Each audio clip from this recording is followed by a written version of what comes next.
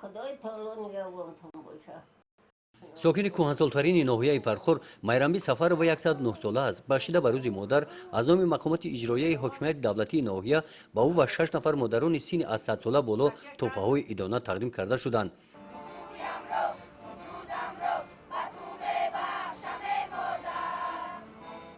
جشنواره‌های عیدانه بخشیده به روز مادر در ناحیه فرخور از چاره‌بینی‌های گوناگون عبارت بودند. با شکرگزاری از دولت، تنجی و آرامی، فعالزنان سابقه‌داران مهنت در مرکز شهرک نزد مجسمه اسماعیل سامانی گلچنبر گذاشتند. مجلس عیدانه بخشیده به روز مادر در تالار قصر فرهنگ ناحیه دایر گردید. در جمعیت عیدانه از تشکیلات و مؤسسه‌ها، خواجگی‌های دهقانی، زنان اشتراک نمودند.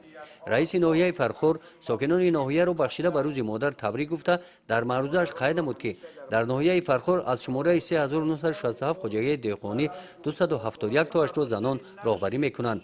آنها در روند فعالیت مهنتیشان اثبات نمودند که از عهده راهبری و خوبی برآمده می‌توانند. ساحه کشاورزی ناحیه پختکاری، زراعتکاری و چاره‌داری میباشد. در سمت افزون نمودن استحصال محصولات ساحه کشاورزی سهم بانوان خیلی کلان است. سهم مادران عاید رفت اجرای قانون جمهوری تاجیکستان درباره تنظیم عنعنه و جشن و مراسم‌ها و قانون جمهوری تاجیکستان درباره مسئولیت والدان در تعلیم و تربیت فرزندان خیلی کلان است. آنها با مسئله تنظیم، صرفه و سرشته‌کاری در روند گذراندن همه معرکه‌ها، اینچنین مسئولیت والدان در تربیت فرزندان کارهای زیادی را به انجام رسانیدند.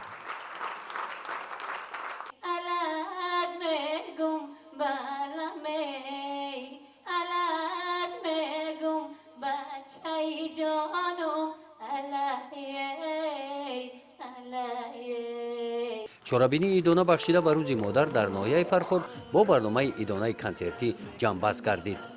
گزارش خواجه نظریف خدای نظر ظهورов از ناحیه فرخور برای برنامه اطلاعاتی نوید.